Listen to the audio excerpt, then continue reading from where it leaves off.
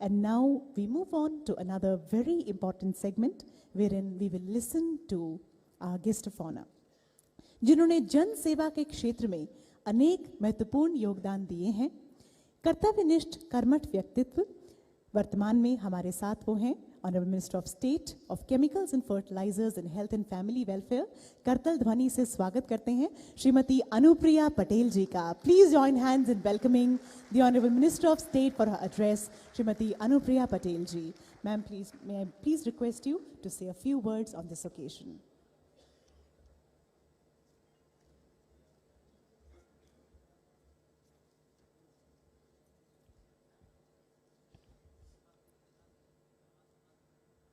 Shri Rajat Mishra ji, Secretary Department of Fertilizers, Ministry of Chemicals and Fertilizers, Government of India.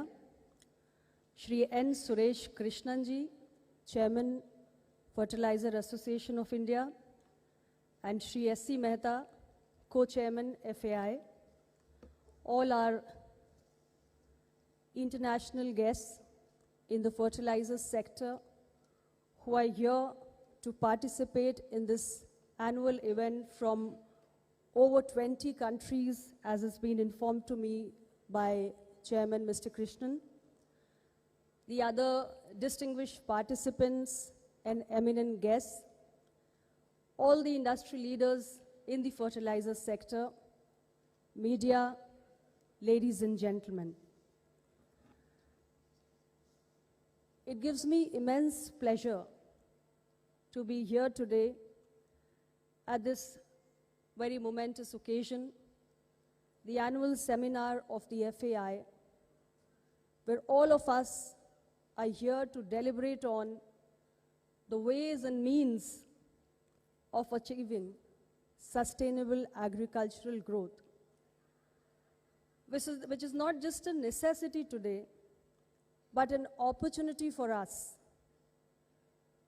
to protect our environment, while at the same time enhance our nutritional security and agriculture productivity.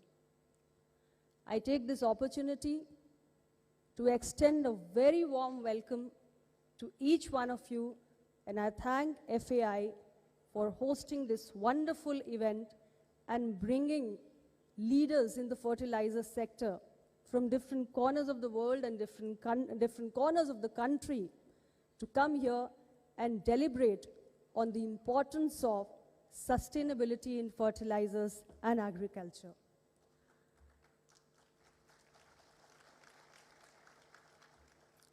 I would also like to extend my heartfelt greetings to all the award winners, the researchers, scientists, the industry leaders, who have made their outstanding contribution in different fields, and their contribution means a lot to us. I extend my heartiest good wishes, and I do hope that you will continue your good work and you will keep inspiring others around you. My very, very good wishes to all the award winners today.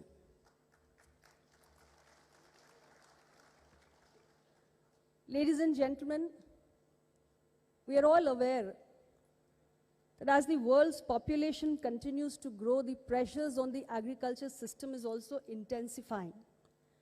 And hence, there is a need for innovative and sustainable solutions.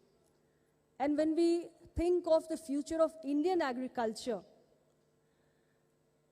we will have to talk about our ability of transition to a sustainable model of fertilizers use. Because sustainable fertilizers are not only important to provide the essential nutrient to the crops, but also necessary to maintain the soil health and protect our environment. And when I talk about this transition, at the heart of it lies the nutrient use efficiency, which means whatever nutrients we are providing through the fertilizers to our agriculture crops, our plants, they should be best absorbed by the plants and not lost to the environment. And this will require a shift towards precision agriculture, where data and technology will drive our actions so that we apply fertilizers more accurately and efficiently. Today, when I look at the scenario of the availability of fertilizers worldwide, I would like to say with pride that my Department of Fertilizers has worked tirelessly to support the large farming community that we have in India. Not just in the form of fertilizer subsidies, but also ensuring timely procurement to be able to make timely availability of fertilizers as per the demands of our farmers in every cropping season at reasonable prices. And the efforts of Government of India, Department of Fertilizers are always complemented and supplemented by our industry, who also participate in this humongous task of providing sufficient fertilizers to our farmers, not just through imports, but also by way of indigenous production. We are all aware that India's agriculture sector depends significantly on the import of some of the critical fertilizers, like DAP, MOP, NPKs, and partially even urea. And this year, there have been some geopolitical disturbances which led to supply chain disruptions. And that had an impact on the availability of fertilizers, especially of DAP in the country. But the department rose to the occasion, and to overcome this challenge, we took several proactive measures. And along with the proactive steps that we took in terms of procuring fertilizers through long-term agreements made with the supplier countries, government also kept its focus on promoting the use of alternate fertilizers as well as the indigenously developed nano fertilizers like the nano DAP and nano urea. And regular coordination was also made with the department, with the state governments, the port authorities, the Ministry of Railways, as well as the fertilizer companies to ensure that there is faster dispatch of fertilizers to the demand-intensive regions. However, through this platform, I would like to request all the stakeholders in this sector to continue working in cohesion in the interest of our larger goal, which is to ensure healthy food for all. My dear friends, I would also like to mention here about the two major decisions that Government of India has taken to address the challenges for the current Rabi season 2024-25. The first decision is regarding offering of a special package of rupees 3,500 per metric ton, costing rupees 2,625 crores to the Government of India, which is to make the price sustainable for the companies for the procurement of DAP so that the procurement capacity at the company level remains unaffected by the price volatility. And secondly, the overall increase in the prices of P&K fertilizers in the international market has been linked to the market prices. And thus, if the procurement price of the P&K fertilizers, including DAP, increases in the global market, the procurement capacities of the companies are not going to be affected. These are the two major decisions that Government of India has taken for the current Rabi season. Ladies and gentlemen, India, as you know, is one of the largest fertilizer markets and a constant and a reliable consumer of fertilizers. And this gives us an opportunity to innovate more and more. And I'm very happy to state that in this direction, world's first nano urea plant has been made functional in Gujarat.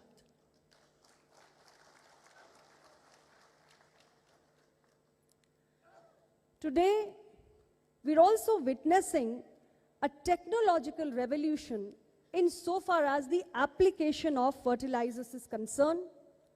Drones, which are playing a significant role in changing the way fertilizer application takes place at the grassroots level. We, along with the drone manufacturers, service providers, fertilizer companies, are trying to create a holistic environment where more and more use of drones in the fertilizer sector at the grassroots level can be promoted. The use of drones, as you know, will not just reduce the consumption of fertilizers, but it will also bring down the side effects due to the fertilizer overuse. Insofar as the nutritional security is concerned, the possibility of producing the nutrient-rich food grains through the application of fertilizers enriched with the other micronutrients is also being assessed by Government of India today.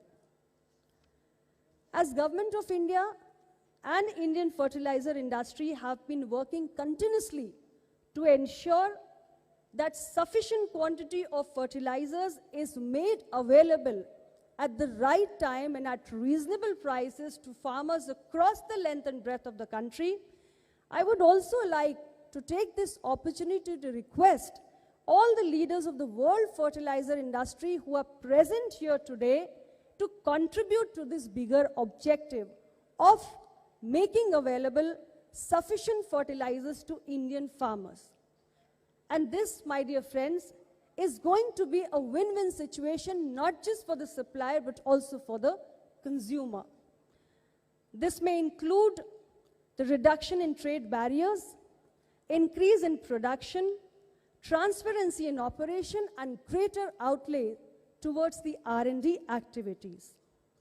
Hence, the path ahead is very clear. We must embrace a future where fertilizers are used judiciously and where agriculture productivity is enhanced without compromising the health of the soil, without compromising with our environment. Fertilizer sustainability is not just a necessity, but an opportunity for us to take care of our environment and at the same time enhance our nutritional security. India is committed to ensure that our farmers not just have the tools they need to succeed, but also the knowledge and the support which is required to adopt sustainable practices. And today, I have this firm belief that taking along the global community, we can build a prosperous and a sustainable future for agriculture.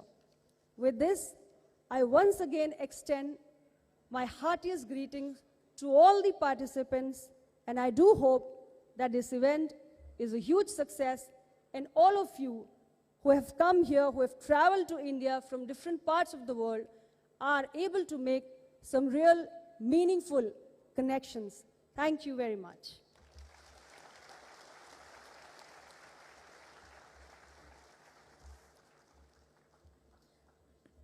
Ensuring a practice which does not compromise on health and environment both.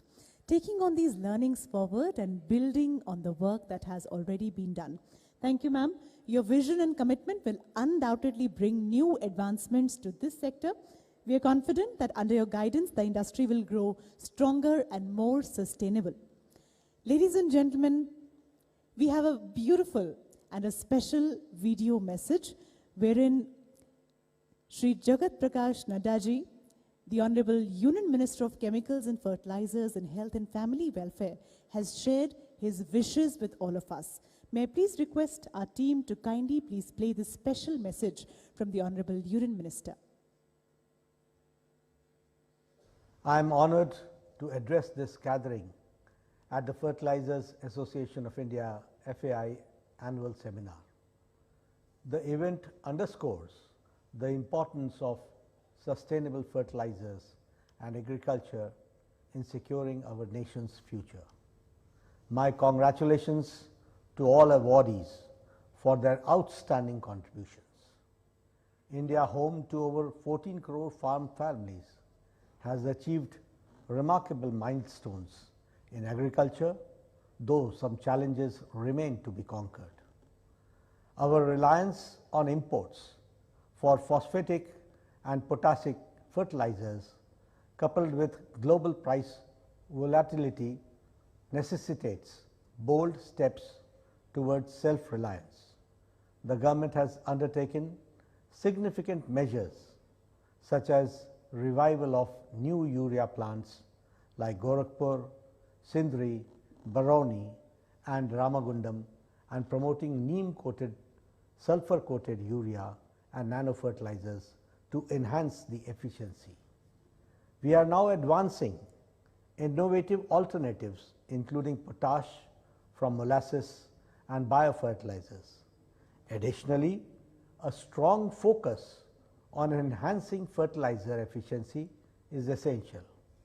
Innovations in bioavailability, such as formulation that improve nutrient uptake by plants, hold immense potential. Slow release variants and controlled release fertilizers are paving the way for better resource management, reducing losses to the environment and ensuring sustained nutrient supply to crops over time. Such advancements will not only improve yields but also minimize the environmental footprint of fertilizer use industry.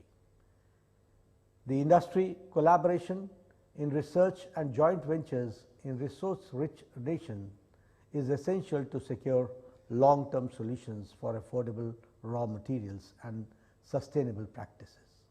In line with this, the G20 ethos, One Earth, One Family, One Future, I urge stakeholders to adopt greener manufacturing practices and ensure timely fertilizer supply to farmers. I look forward to the seminar's recommendations to shape the policies for sustainable growth in the fertilizer and agriculture sectors. Thank you.